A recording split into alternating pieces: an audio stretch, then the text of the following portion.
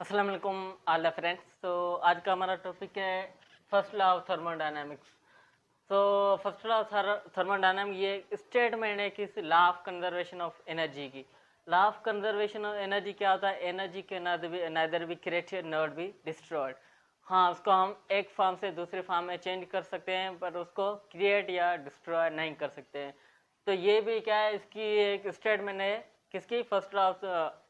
First law of thermodynamics किसकी statement? Law of conservation of energy की एक statement है। Law of conservation of energy क्या है? Energy can neither be created not be destroy but it can be transfer from one form to another form. एक form से दूसरी form में transfer कर सकते हैं, पर उसको डिस्ट्रॉय या हम बना नहीं सकते या हम उसको क्रिएट नहीं कर सकते हैं। तो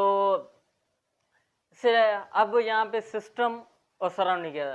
सिस्टम क्या होता है? जिस पे हम वर्क कर रहे हैं।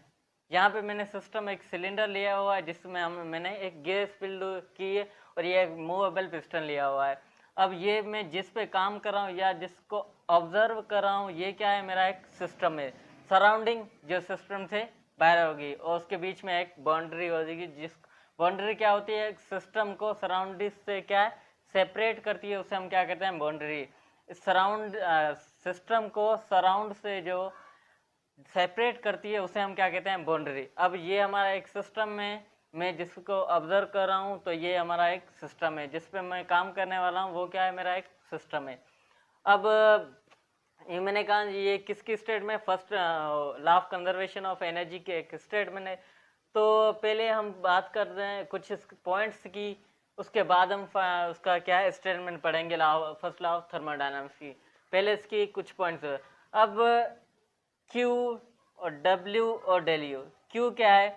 Q ये जब हम किसी सिस्टम में सराउंडिंग से हीट ऐड करते हैं। सराउंडिंग से क्या, या सराउंडिंग से मैं क्या इसमें हीट ऐड करता हूँ। सराउंडिंग से मैंने जब इसमें क्या है हीट करूँगा तो इसकी क्या है? इंटरनल एनर्जी इंक्रीज होगी। और ये क्या है?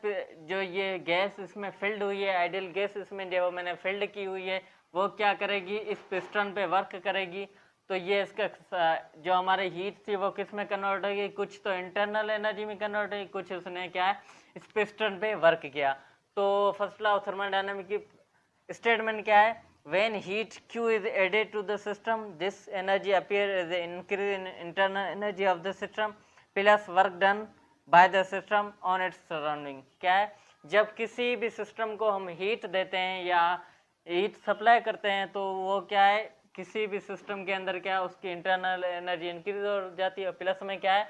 वो जो गैस होती है या आइडियल गैस जो इसमें फिल है, वो किसी भी सिस्टम या सराउंडिंग में क्या करती है? वर्क करती है।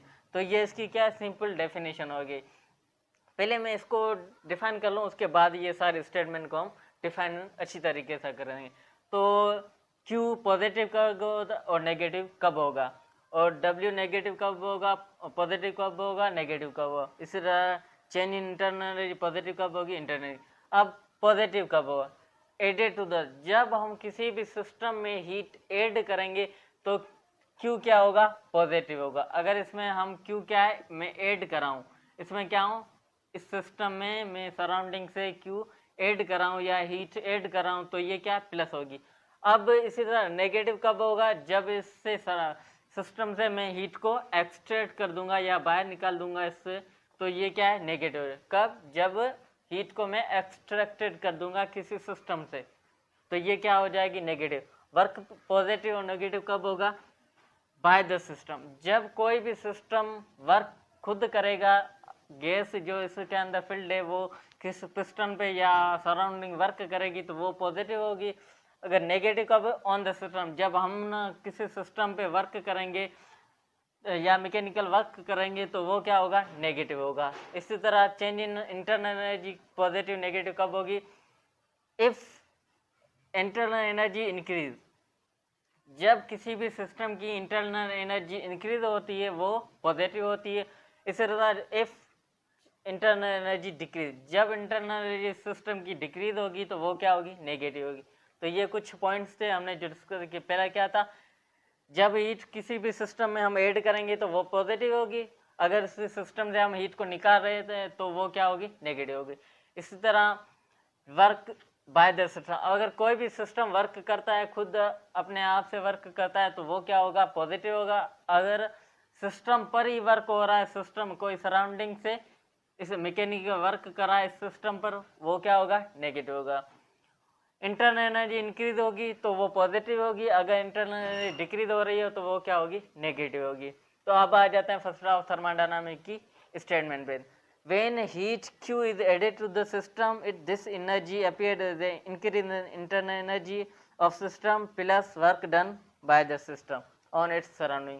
जब किसी भी सिस्टम को हम सराउंडिंग से क्या कहते हैं, हीट ऐड करते हैं इस सिस्टम में, क्या सराउंडिंग से जब किसी सिस्टम में हीट करते हैं, हीट को क्या करते हैं, ऐड करते हैं, तो वो क्या होती है, कुछ तो उसकी इंटरनल एनर्जी चेंज हो जाती है या बढ़ जाती है, प्लस में क्या है, वो सिस्टम क्या है, कुछ वर्क करता है जो किसी सराउंडिंग पे वर्क करता है।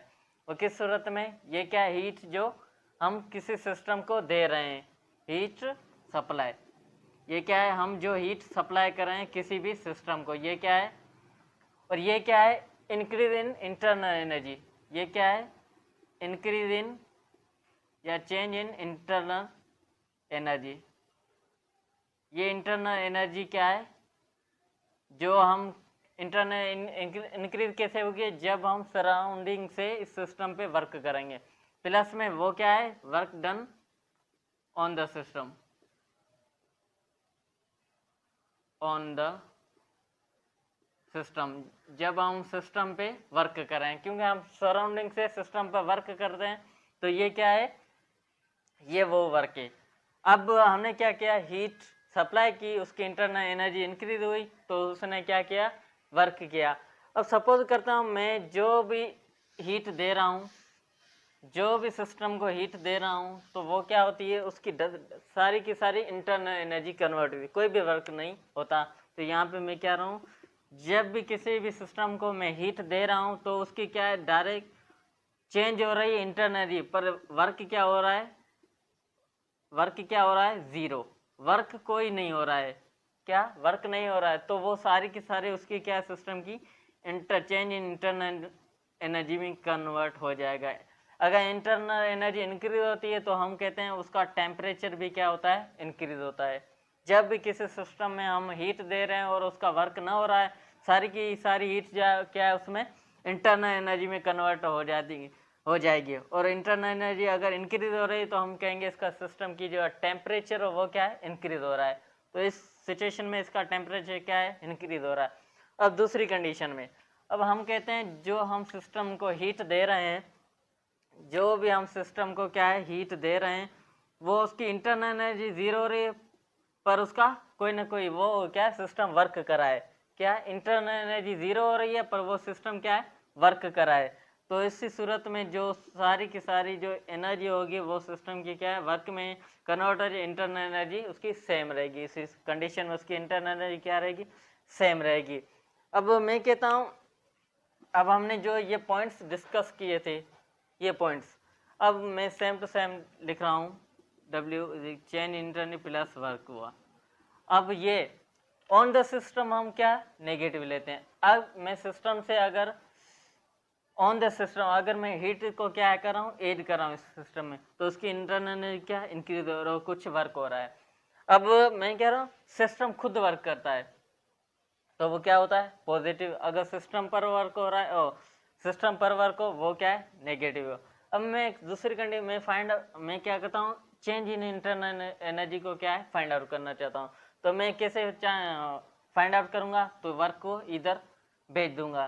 तो चेंज इन इंटरनल में इस तरह लिखूँ, ये वर्क और क्यू का क्यू सेम एनर्जी हम सप्लाई कर रहे हैं, और ये आएगा क्या, माइनस करेगा, तो यहाँ पे मैं लिख रहा हूँ माइनस। ये कब होगी, ऑन द सिस्टम। क्या ये क्या है, जब हमने ऑन द सिस्टम की थी तब की थी। अब मैं क्या कर रहा हूँ, सॉरी ये क्या है, बाय द सिस्टम। अब मैं क्या कर रहा हूँ, ऑन द सिस्टम क्या कर रहा हूँ, ऑन द सिस्टम क्या है, वर्क कर रहा हूँ। ऑन द सिस्टम हमें पता है is equal to Q minus. अब यहाँ पे ऑन द सिस्टम कर रहा हूँ तो वर्क क्या हो जाएगा, नेगेटिव हो जाएगा। तो ऑन द सिस्टम करने की वजह से जो हमारा वर्क नेगेटिव होगा, तो यहाँ पे मैं लिख रहा हूँ नेगेटिव। ये क्या है, ऑन द सिस्टम, तो वर्क क्या होगा, नेगेटिव होगा। तो इसको मैं क्या सिंपली कर दूं, तो सिंप्लीफाई करूंगा तो Q प्लस W। ये क्या है, सिस्टम पर वर्क किस पर होगा, सिस्टम पर वर्क होगा, तो हम चेंज इन इंटरनल एनर्जी इस तरह निकालेंगे। चेंज इन इंटरनल एनर्जी कैसे निकालें, del U is equal Q plus del W, sorry W। तो ये इसके हम क्या इंटरनल एनर्जी, अगर सिस्टम पर वर्क होगा तो हम इंटरनल एनर्जी ऐसे निकालेंगे। अगर मैं करता हूँ सिस्टम खुद वर्क कर रहा है, तो सिस्टम अगर खुद वर्क करेगा तो हम कौन सी लगाएंगे, ये वाली अपनी क्या है इंटरनल एनर्जी निकालने के लिए जो खुद सिस्टम वर्क करेगा, तो हम ये वाली इक्वेशन को यूज करेंगे। ये क्या है, ये वाली इक्वेशन यूज करेंगे। ये किसके लिए, ऑन द सिस्टम। अगर सिस्टम ऑन द सिस्टम अगर ऑन द सिस्टम वर्क हो रहा है तो हम ये इक्वेशन लगाएंगे। अगर बाय द सिस्टम हो रहा है तो ये इक्वेशन लगा बाय द सिस्टम। अगर बाय द सिस्टम होगा तो ये वाली हम इक्वेशन लगाएंगे। किसी सूरत में जब हम प्रॉब्लम करेंगे, इस सूरत में अगर हमें चेंज इन इंटरनल एनर्जी निकालनी हो, तो अगर बाय द सिस्टम वर्क हो रहा है तो हम ये वाली लगाएं। अगर ऑन द सिस्टम होगा तो ये चेंज इन इंटरनल एनर्जी इस फार्मूले से निकलेगी। अब इंटरनल एनर्जी होती क्या है, इंटरनल एनर्जी एक क्या है, एक्सटेंसिव प्रॉपर्टी है।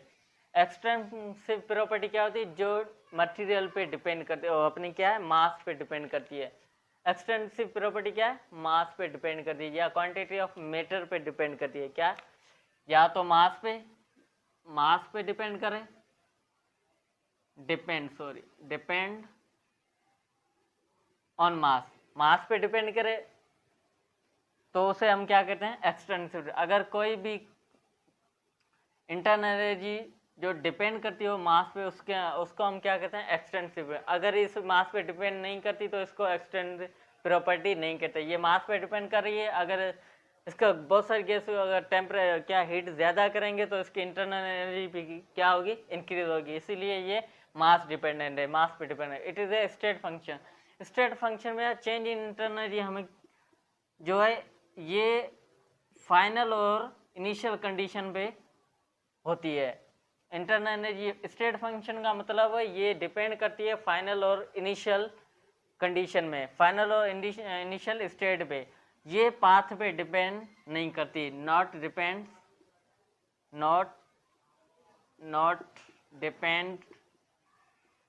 On path. ये क्या है, इंटरनल एनर्जी है वो पाथ पे डिपेंड नहीं करती है। क्या है, internal energy not depend on path.